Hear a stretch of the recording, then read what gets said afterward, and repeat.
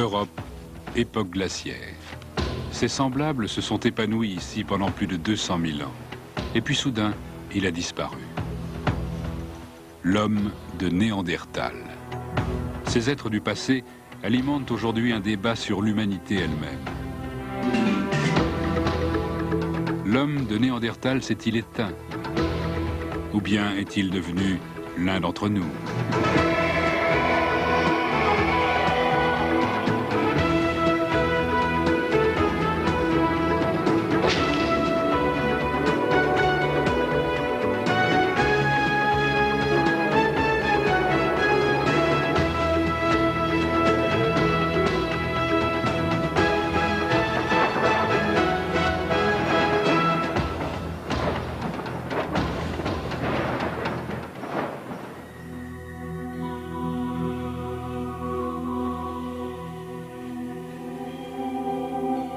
En 1856, on a trouvé un squelette dans une grotte de la vallée de Neander, en Allemagne.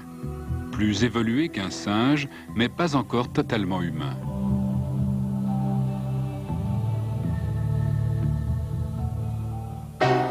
Très vite, des fossiles analogues ont été surnommés Néandertal dans toute l'Europe, et l'idée de l'homme des cavernes était née.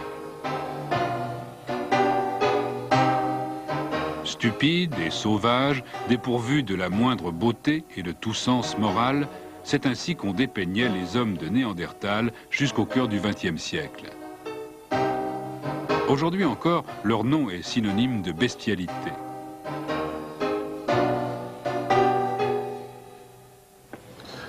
C'est une réputation calomnieuse, affirme Milford Wolpoff, chercheur à l'Université du Michigan. Ces travaux l'ont conduit jusqu'à une grotte près de la ville de Krapina en Croatie. C'est là que des centaines d'ossements d'hommes de Néandertal ont été retrouvés au début du siècle. Cette découverte a été commémorée par l'érection de cette statue.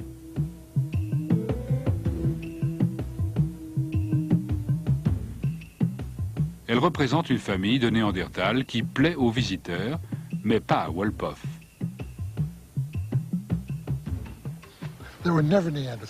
Il n'y a jamais eu de tels hommes de Néandertal. Tout est faux, des pieds à la tête. D'abord, ces gens vivaient en Europe au moment le plus rude de la dernière glaciation. Et on nous les montre nus, ça n'a pas de sens. Ces gens-là portaient des vêtements, nous en sommes certains, parce que nous avons retrouvé les outils avec lesquels ils en confectionnaient. Ensuite, on les montre en train de chasser à coups de pierre, comme si leur gibier allait attendre tranquillement de se faire lapider par des hommes de Néandertal. La vérité, c'est que les hommes de Néandertal n'étaient pas comme ça. Même du point de vue physique, ils étaient robustes, carrés, trapus, musculeux, ils étaient adaptés au froid. Regardez le petit gars là. Vous lui donnez une casquette, une batte de baseball, et il est plus vrai que nature. Autrement dit, cette statue prouve simplement que nous voyons l'homme de Néandertal comme notre reflet. Nous y voyons une image de nous-mêmes, telle que nous voudrions avoir été.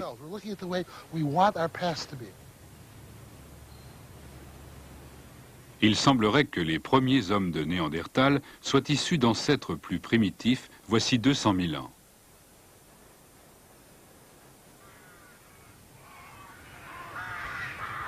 Ils vivaient en nomades et ont laissé peu de traces. Apparemment, ils n'avaient ni tente ni village et ne pratiquaient pas la peinture rupestre. Ils n'ont guère laissé derrière eux que des os et des outils de pierre. Ceux-ci ont été retrouvés dans des grottes et des abris rocheux d'Europe, d'Asie centrale et du Moyen-Orient.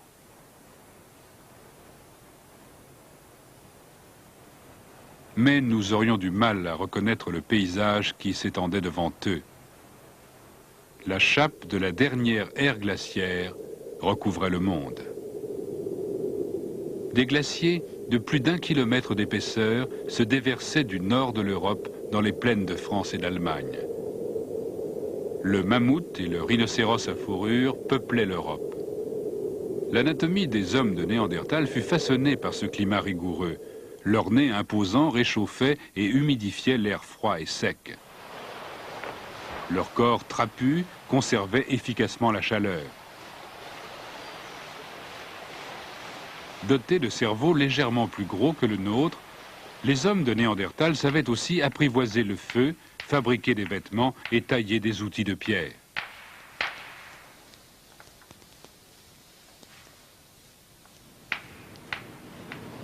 Ce savoir-faire revit aujourd'hui par les mains de l'archéologue Nick Barton de l'Université d'Oxford.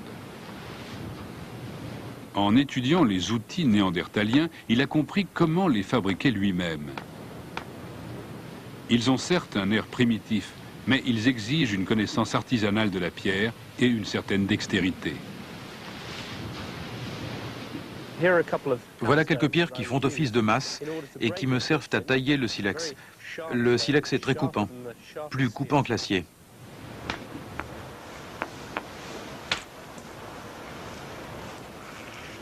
Okay, now this would actually provide a suitable flake on which Cet to éclat make serait parfait pour fabriquer un outil, a scraper in this case. un grattoir en l'occurrence. One uses a number of hammers On utilise des marteaux, here of limestone ici en calcaire, in order to remove pour faire tiny sauter chips des petits éclats sur le pourtour. of this flake. Barton fabrique un outil remarquablement efficace.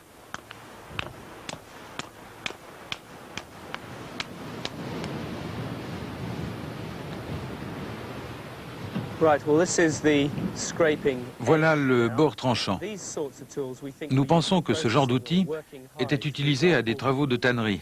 Like the piece of En posant une pièce de cuir sur sa jambe, comme ça, could be scraped on pouvait la gratter in order to remove pour en retirer la graisse and the et grease les lambeaux de chair. from this piece of animal skin. L'homme de Néandertal s'est adapté au monde grâce à son anatomie exceptionnelle et grâce à ses outils. Mais il a aussi enduré le pire. La radiographie des os trouvés à Krapina révèle de graves traumatismes, notamment des fractures multiples. Beaucoup d'hommes de Néandertal souffraient de douleurs chroniques. Moins d'1 sur 10 atteignait l'âge de 40 ans. Et pourtant, ils ne se contentaient pas de chercher à survivre. On sait qu'ils enterraient leurs morts. Un vieillard, d'une quarantaine d'années, a été placé dans une tranchée peu profonde, en chien de fusil. Aveugle d'un œil, pratiquement impotent depuis des années, les siens ont pris soin de lui, dans la vie comme dans la mort. Autour de la tombe, le sol était riche en pollen fossilisé, signe que des brassées de fleurs avaient orné la sépulture du bien-aimé. Le sens de ces gestes nous parle encore 60 000 ans plus tard.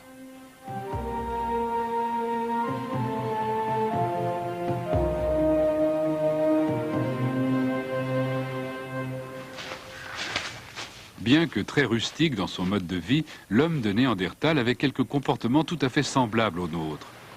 Est-il pour autant notre ancêtre ? Ou bien a-t-il été exterminé par un nouveau venu plus agressif? Robuste, pratiquant la cueillette, bien adapté à l'ère glaciaire, le portrait de l'homme de Néandertal se dessine de plus en plus précisément. Mais il reste un grand mystère. Pourquoi, après 2000 siècles d'existence, l'homme de Néandertal a-t-il soudain disparu? Notre connaissance des fossiles permet d'affirmer qu'un nouveau spécimen d'Européen a pris sa place voici 25 000 ans. Plus grand, plus mince que les hommes de Néandertal, ces hommes-là avaient une autre qualité remarquable. Ils avaient inventé l'art. Le sens précis de leurs peintures magnifiques et de leurs sculptures nous échappe, mais le message est clair cependant. Ils avaient une culture complexe et passionnante. Ils savaient façonner une image d'eux-mêmes. Qui étaient ces gens? D'où venaient-ils? Les scientifiques sont partagés sur cette question. Deux scénarios sont envisageables. Les théories sont d'accord sur le fait que nous descendons tous de l'Homo erectus, apparu en Afrique voici 2 millions d'années environ. Selon la première hypothèse, les descendants de l'Homo erectus en Europe sont les hommes de Néandertal, lesquels, à leur tour, ont lentement évolué vers l'homme moderne. Selon la seconde hypothèse, les hommes de Néandertal constituent une impasse dans l'évolution. Seuls les descendants africains de l'Homo erectus sont devenus des hommes modernes. Au fur et à mesure qu'ils ont conquis le monde, ils ont remplacé les autres. Les côtes d'Afrique. Quelque part sur ce continent, voici 4 à 6 millions d'années, un petit animal, une sorte de singe, a commencé à se tenir debout.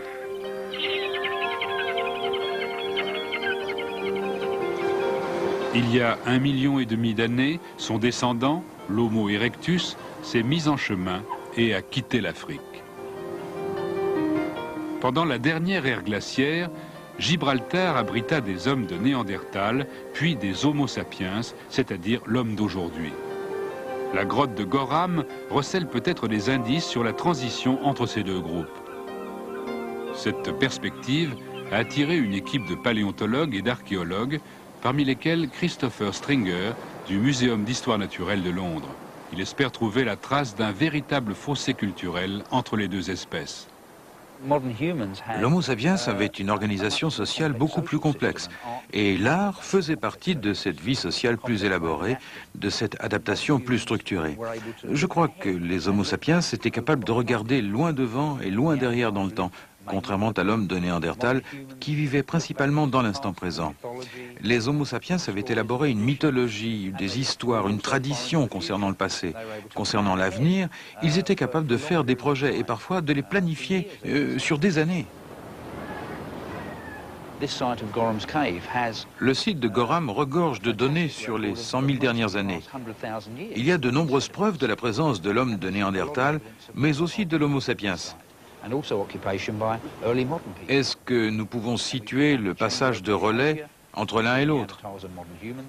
Est-ce que nous allons pouvoir trouver d'autres fossiles qui éclairent cette période de coexistence?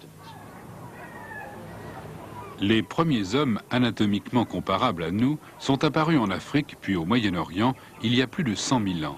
Dans leurs traits, Stringer voit se dessiner notre profil. La configuration générale du crâne est celle de l'homme moderne.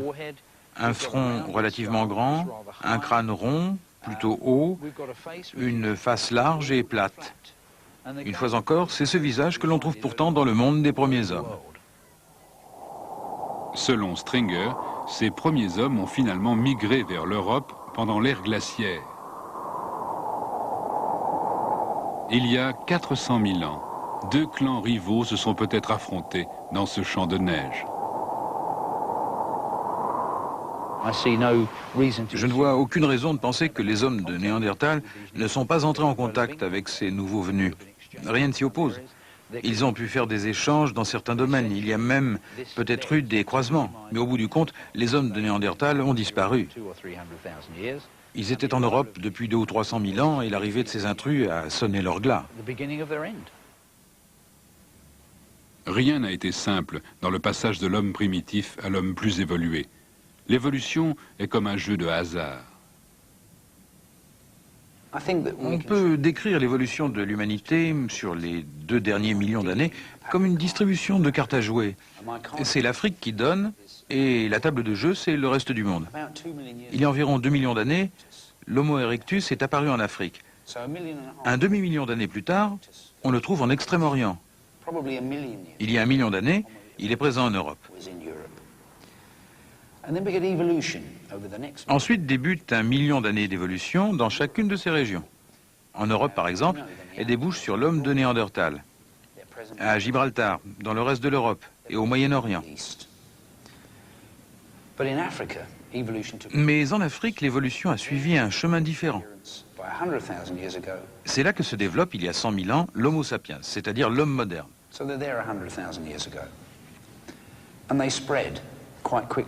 Il gagne rapidement le Moyen-Orient. Ensuite, environ 50 000 ans plus tard, les Homo sapiens atteignent l'Extrême-Orient. C'est alors que l'ensemble des populations d'Homo erectus sont supplantées, partout dans le monde, par cette deuxième vague d'hommes venus d'Afrique. En Asie, au Moyen-Orient et finalement en Europe, Les hommes de Néandertal doivent céder leur place il y a environ 40 000 ans de cela. Dans cette dernière donne, celle qui nous fait entrer en jeu, il n'existe plus que l'homme moderne partout dans le monde. Si le professeur Stringer ne se trompe pas, les hommes de Néandertal ne sont qu'une des multiples branches d'humains aujourd'hui disparus. Mais certains pensent que les cartes ont été distribuées autrement.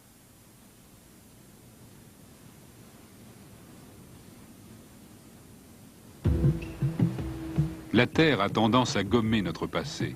Les fossiles humains sont extrêmement rares. Le site de Krapina, en Croatie, est considéré comme un trésor. Près d'1 millier de fragments d'hommes de Néandertal y ont été exhumés.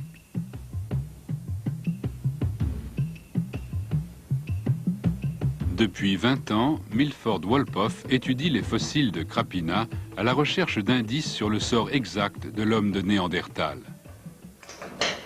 Les ossements d'une quarantaine d'individus, répartis sur 50 000 ans, sont stockés dans un musée de Zagreb. Selon Wolpoff, ils sont du plus grand intérêt.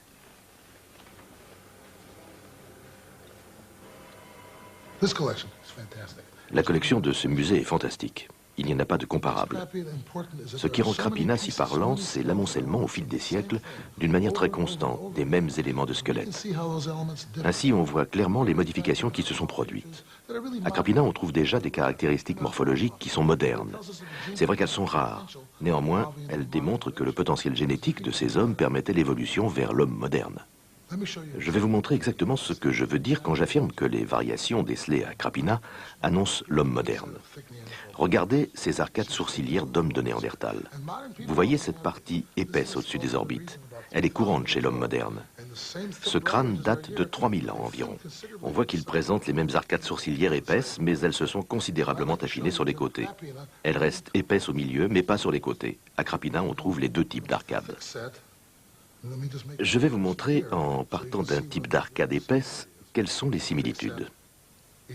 En voilà d'encore plus épaisse que ce que vous avez vu. Et là, un spécimen plus mince. Ça devient de plus en plus fin vers l'extérieur. C'est une évolution qui va vers l'homme moderne. À Krapina, le changement ne s'est pas accompli, mais il est en cours. On va bien vers la morphologie actuelle. Au nord de Krapina, dans une grotte située près de Vindia, Wolpoff récupère un autre morceau du puzzle. Depuis 20 ans, les équipes du Muséum d'histoire naturelle de Zagreb ont fouillé le site. Entre autres découvertes, ils ont identifié les restes des derniers hommes de Néandertal d'Europe.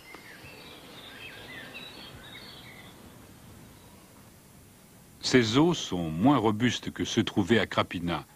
Selon Wolpoff, ils forment le lien entre les hommes de Néandertal, les plus archaïques, et l'homme moderne. L'idée maîtresse de la théorie de Wolpoff est la notion de flux génétique. À l'instar des peuples modernes qui commercent ensemble et qui voyagent, les hommes de Néandertal étaient en contact avec d'autres peuples archaïques aux confins de l'Europe. Au cours de l'évolution, le flux génétique a ainsi doté chaque population des mêmes caractéristiques modernes. Je vois les choses de la manière suivante. Nos diverses caractéristiques actuelles sont apparues en différents endroits. Elles se sont répandues au gré des rencontres entre populations voisines, comme on l'observe en Asie, où les différentes ethnies se mêlent et s'entremêlent. Alors c'est peut-être en Afrique du Sud que les arcades épaisses disparaissent. C'est peut-être dans le nord de l'Asie que la boîte crânienne devient mince. Et c'est peut-être en Europe qu'elle devient aussi grande. Ces glissements progressifs se recoupent et les caractéristiques modernes se précisent. Aucun groupe n'est devenu moderne avant les autres. Ils le sont tous devenus partiellement. Et l'homme moderne est né de la synergie entre tout ce qui avait le mieux fonctionné. Si Wolpoff a vu juste, l'homme de Néandertal a joué un rôle dans notre apparition et son héritage est présent dans nos gènes. En fin de compte, l'anatomie ne suffit sans doute pas à trancher cette question. D'autres considérations sont d'ordre culturel.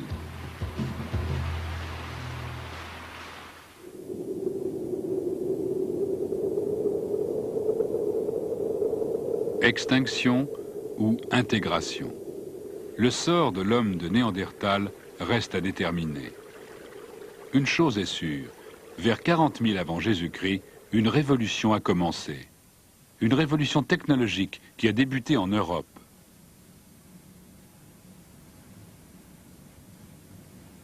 Ces lames, tranchantes comme des rasoirs, sont bien plus raffinées que les outils de pierre de Néandertal. Ficelées à des manches ou collées à des tiges, elles deviennent des haches ou des saguets. L'outillage se diversifie fortement. L'os, le boyau, la corne et la trompe de mammouth sont récupérés et façonnés. La gravure fait son apparition. L'aiguille à coudre permet la fabrication de vêtements plus confortables et plus chauds. Des outils aussi élaborés que ceux-ci ont été retrouvés près de l'Homo sapiens, jamais près de l'homme de Néandertal. Les peuples modernes fabriquent des outils modernes. L'homme de Néandertal fabriquait des outils archaïques. On peut en tirer certaines conclusions. Cependant, des découvertes ont été faites sur le site de Vindia qui nuancent cette opposition. Ces pointes en os sont bien plus élaborées que les autres outils des hommes de Néandertal. Or, si l'homme de Néandertal commençait à agir en homme moderne, n'était-il pas en train d'en devenir un ?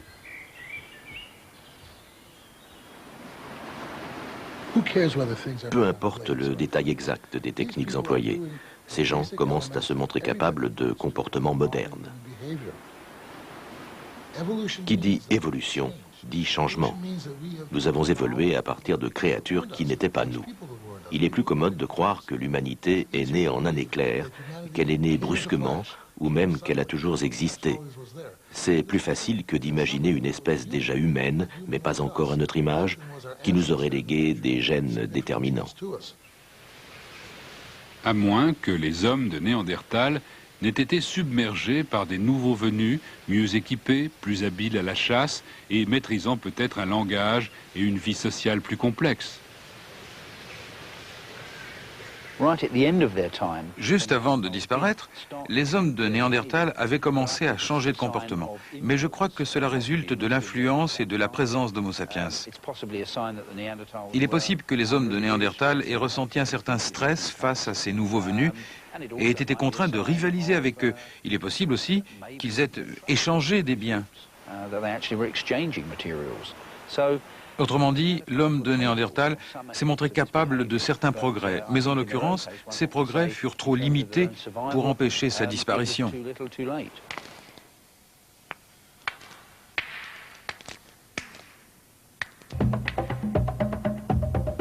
Il y a 40 000 ans, l'humanité a amorcé un incroyable bond en avant. En un temps extrêmement court, à l'échelle de l'évolution, nous avons inventé l'agriculture, l'écriture, l'architecture et la physique nucléaire. Cette accélération des idées et des techniques nous a conduit de l'ère glaciaire à l'ère atomique.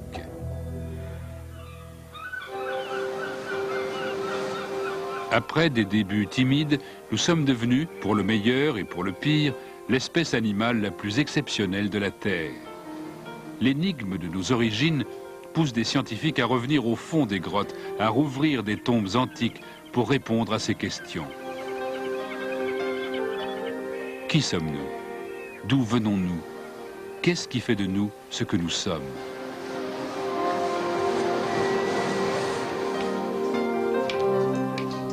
Les hommes de Néandertal étaient humains à leur manière. Aussi lointains qu'ils soient, c'étaient nos frères. Assurément, c'est leur humanité qui leur a permis de vivre pendant 2000 siècles, soit 2 fois plus longtemps que l'actuel Homo sapiens. Combien de temps notre humanité nous guidera-t-elle à son tour ?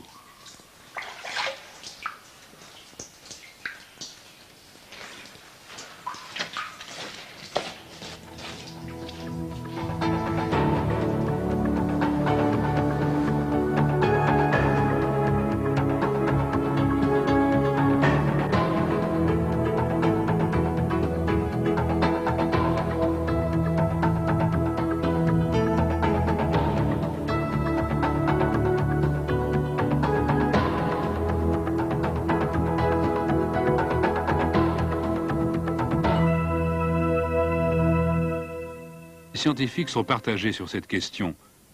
Deux scénarios sont envisageables. Les théories sont d'accord sur le fait que nous descendons tous de l'Homo erectus, apparu en Afrique voici 2 millions d'années environ. Selon la première hypothèse, les descendants de l'Homo erectus en Europe sont les hommes de Néandertal, lesquels, à leur tour, ont lentement évolué vers l'homme moderne. Selon la seconde hypothèse, les hommes de Néandertal constituent une impasse dans l'évolution. Seuls les descendants africains de l'Homo erectus sont devenus des hommes modernes.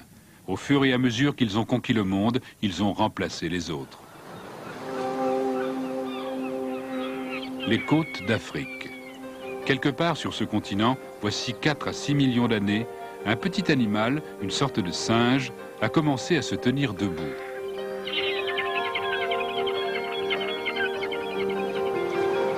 Il y a 1,5 million d'années, son descendant, l'Homo erectus, s'est mis en chemin et a quitté l'Afrique. Pendant la dernière ère glaciaire, Gibraltar abrita des hommes de Néandertal, puis des Homo sapiens, c'est-à-dire l'homme d'aujourd'hui. La grotte de Gorham recèle peut-être des indices sur la transition entre ces deux groupes. Cette perspective a attiré une équipe de paléontologues et d'archéologues, parmi lesquels Christopher Stringer du Muséum d'histoire naturelle de Londres. Il espère trouver la trace d'un véritable fossé culturel entre les deux espèces. L'Homo sapiens avait une organisation sociale beaucoup plus complexe et l'art faisait partie de cette vie sociale plus élaborée, de cette adaptation plus structurée. Je crois que les Homo sapiens étaient capables de regarder loin devant et loin derrière dans le temps, contrairement à l'homme de Néandertal qui vivait principalement dans l'instant présent. Les Homo sapiens avaient élaboré une mythologie, des histoires, une tradition concernant le passé. Concernant l'avenir, ils étaient capables de faire des projets et parfois de les planifier sur des années. Le site de Gorham regorge de données sur les 100 000 dernières années. Il y a de nombreuses preuves de la présence de l'homme de Néandertal, mais aussi de l'Homo sapiens. Est-ce que nous pouvons situer le passage de relais entre l'un et l'autre? Est-ce que nous allons pouvoir trouver d'autres fossiles qui éclairent cette période de coexistence? Les premiers hommes anatomiquement comparables à nous sont apparus en Afrique puis au Moyen-Orient il y a plus de 100 000 ans. Dans leurs traits, Stringer voit se dessiner notre profil. La configuration générale du crâne est celle de l'homme moderne. Un front relativement grand, Plus épaisse que ce que vous avez vu. Et là, un spécimen plus mince. Ça devient de plus en plus fin vers l'extérieur. C'est une évolution qui va vers l'homme moderne. À Krapina, le changement ne s'est pas accompli, mais il est en cours. On va bien vers la morphologie actuelle. Au nord de Krapina, dans une grotte située près de Vindia, Wolpoff récupère un autre morceau du puzzle. Depuis 20 ans, les équipes du Muséum d'histoire naturelle de Zagreb ont fouillé le site. Entre autres découvertes, ils ont identifié les restes des derniers hommes de Néandertal d'Europe.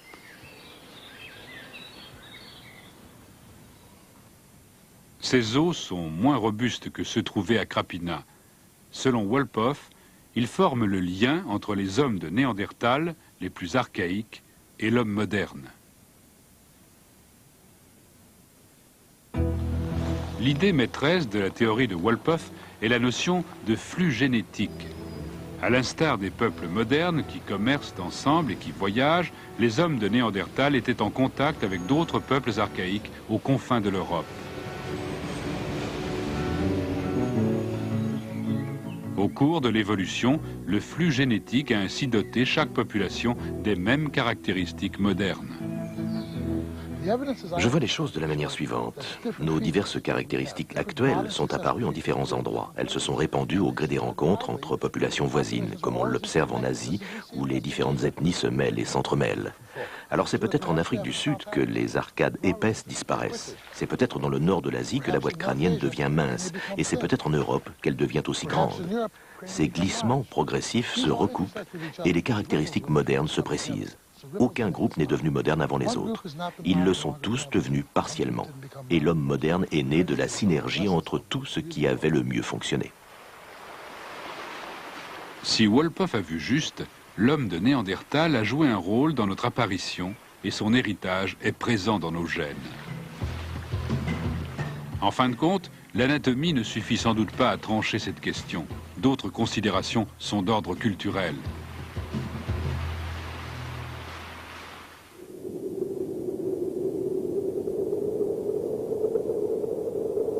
Extinction ou intégration. Le sort de l'homme de Néandertal reste à déterminer. Une chose est sûre, vers 40 000 avant Jésus-Christ, une révolution a commencé. Une révolution technologique qui a débuté en Europe.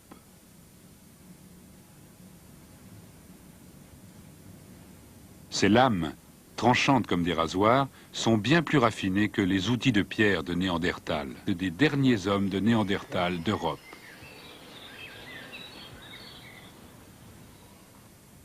Ces os sont moins robustes que ceux trouvés à Krapina. Selon Wolpoff, ils forment le lien entre les hommes de Néandertal, les plus archaïques, et l'homme moderne. L'idée maîtresse de la théorie de Wolpoff est la notion de flux génétique. À l'instar des peuples modernes qui commercent ensemble et qui voyagent, les hommes de Néandertal étaient en contact avec d'autres peuples archaïques aux confins de l'Europe. Au cours de l'évolution, le flux génétique a ainsi doté chaque population des mêmes caractéristiques modernes. Je vois les choses de la manière suivante. Nos diverses caractéristiques actuelles sont apparues en différents endroits. Elles se sont répandues au gré des rencontres entre populations voisines, comme on l'observe en Asie, où les différentes ethnies se mêlent et s'entremêlent. Alors c'est peut-être en Afrique du Sud que les arcades épaisses disparaissent. C'est peut-être dans le nord de l'Asie que la boîte crânienne devient mince. Et c'est peut-être en Europe qu'elle devient aussi grande. Ces glissements progressifs se recoupent et les caractéristiques modernes se précisent. Aucun groupe n'est devenu moderne avant les autres. Ils le sont tous devenus partiellement. Et l'homme moderne est né de la synergie entre tout ce qui avait le mieux fonctionné. Si Wolpoff a vu juste, l'homme de Néandertal a joué un rôle dans notre apparition et son héritage est présent dans nos gènes. En fin de compte, l'anatomie ne suffit sans doute pas à trancher cette question. D'autres considérations sont d'ordre culturel.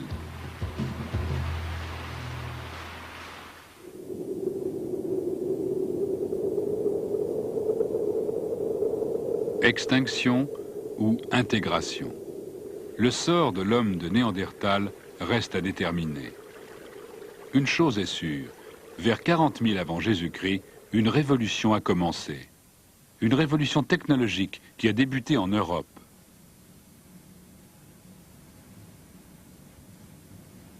Ces lames, tranchantes comme des rasoirs, sont bien plus raffinées que les outils de pierre de Néandertal.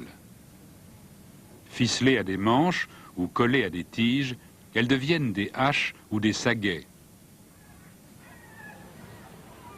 L'outillage se diversifie fortement. L'os, le boyau, la corne et la trompe de mammouth sont récupérés et façonnés. La gravure fait son apparition. L'aiguille à coudre permet la fabrication de vêtements plus confortables et plus chauds. Des outils aussi élaborés que ceux-ci ont été retrouvés près de l'Homo sapiens, jamais près de l'homme 30 000 ans plus tard.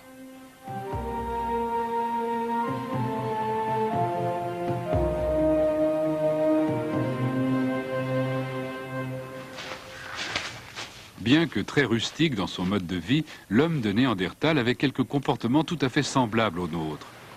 Est-il pour autant notre ancêtre ? Ou bien a-t-il été exterminé par un nouveau venu plus agressif? Robuste, pratiquant la cueillette, bien adapté à l'ère glaciaire, le portrait de l'homme de Néandertal se dessine de plus en plus précisément. Mais il reste un grand mystère. Pourquoi, après 2000 siècles d'existence, l'homme de Néandertal a-t-il soudain disparu? Notre connaissance des fossiles permet d'affirmer qu'un nouveau spécimen d'Européen a pris sa place voici 25 000 ans. Plus grand, plus mince que les hommes de Néandertal, ces hommes-là avaient une autre qualité remarquable. Ils avaient inventé l'art. Le sens précis de leur peinture magnifique et de leur sculpture nous échappe, mais le message est clair cependant. Ils avaient une culture complexe et passionnante. Ils savaient façonner une image d'eux-mêmes. Qui étaient ces gens? D'où venaient-ils? Les scientifiques sont partagés sur cette question. Deux scénarios sont envisageables.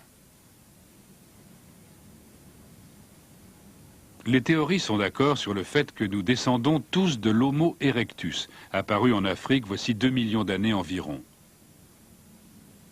Selon la première hypothèse, les descendants de l'Homo erectus en Europe sont les hommes de Néandertal, lesquels, à leur tour, ont lentement évolué vers l'homme moderne. Selon la seconde hypothèse, les hommes de Néandertal constituent une impasse dans l'évolution. Seuls les descendants africains de l'Homo erectus sont devenus des hommes modernes. Au fur et à mesure qu'ils ont conquis le monde, ils ont remplacé les autres. Les côtes d'Afrique.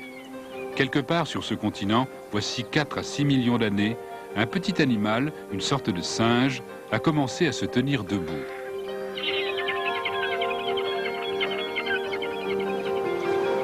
Il y a 1,5 million d'années, son descendant, l'Homo erectus, s'est mis en chemin et a quitté l'Afrique. Pendant la dernière ère glaciaire, Gibraltar abrita des hommes de Néandertal, puis des Homo sapiens, c'est-à-dire l'homme d'aujourd'hui. La grotte de Gorham recèle peut-être des indices sur la transition entre ces deux groupes. Cette perspective signe que des brassées de fleurs avaient orné la sépulture du bien-aimé. Le sens de ces gestes nous parle encore 60 000 ans plus tard.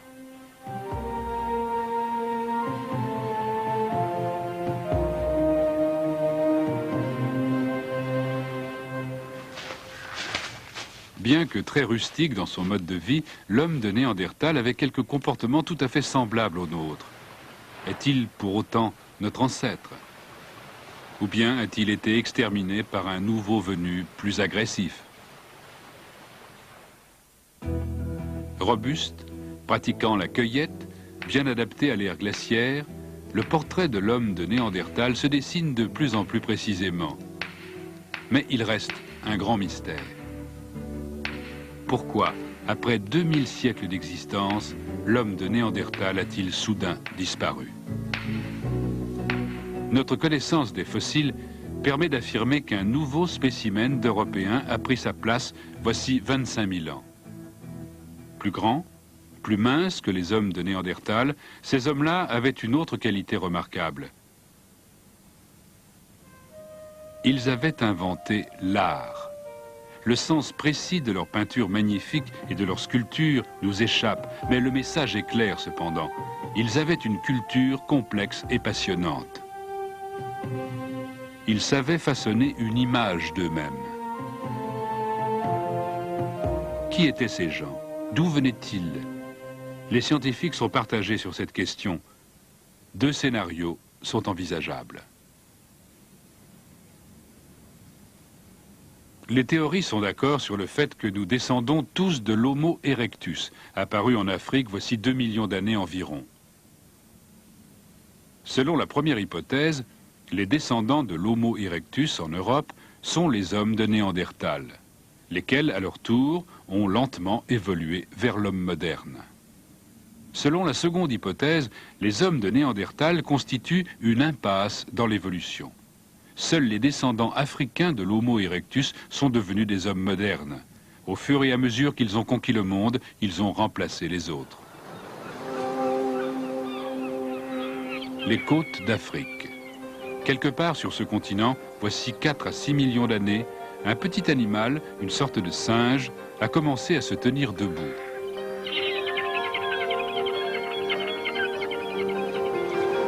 Il y a 1,5 million d'années, son descendant, l'Homo erectus, s'est mis en chemin et a quitté l'Afrique. Pendant la dernière ère glaciaire, Gibraltar abrita des hommes de Néandertal, puis des Homo sapiens, c'est-à-dire d'affirmer qu'un nouveau spécimen d'Européens a pris sa place voici 25 000 ans. Plus grands, plus minces que les hommes de Néandertal, ces hommes-là avaient une autre qualité remarquable.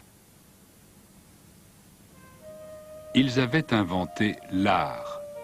Le sens précis de leurs peintures magnifiques et de leurs sculptures nous échappe, mais le message est clair cependant. Ils avaient une culture complexe et passionnante. Ils savaient façonner une image d'eux-mêmes.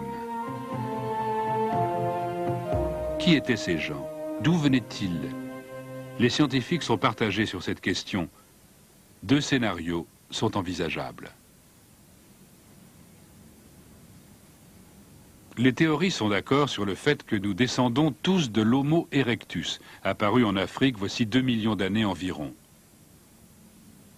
Selon la première hypothèse, les descendants de l'Homo erectus en Europe sont les hommes de Néandertal, lesquels, à leur tour, ont lentement évolué vers l'homme moderne. Selon la seconde hypothèse, les hommes de Néandertal constituent une impasse dans l'évolution.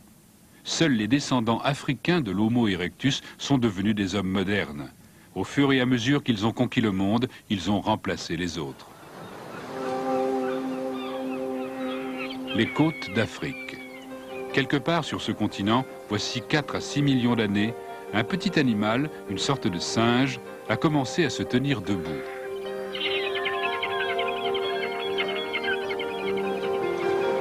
Il y a 1,5 million d'années, son descendant, l'Homo erectus, s'est mis en chemin et a quitté l'Afrique. Pendant la dernière ère glaciaire, Gibraltar abrita des hommes de Néandertal, puis des Homo sapiens, c'est-à-dire l'homme d'aujourd'hui. La grotte de Gorham recèle peut-être des indices sur la transition entre ces deux groupes. Cette perspective a attiré une équipe de paléontologues et d'archéologues, parmi lesquels Christopher Stringer du Muséum d'histoire naturelle de Londres. Il espère trouver la trace d'un véritable fossé culturel entre les deux espèces. L'Homo sapiens avait une organisation sociale beaucoup plus complexe et l'art faisait partie de cette vie sociale plus élaborée, de cette adaptation plus structurée. Je crois que les Homo sapiens étaient capables de regarder loin devant et loin derrière dans le temps, contrairement à l'homme de Néandertal qui vivait principalement dans l'instant présent. Les Homo sapiens avaient élaboré une mythologie, des histoires, une tradition concernant le passé. Concernant l'avenir, ils étaient capables de faire des projets et parfois de les planifier sur des années.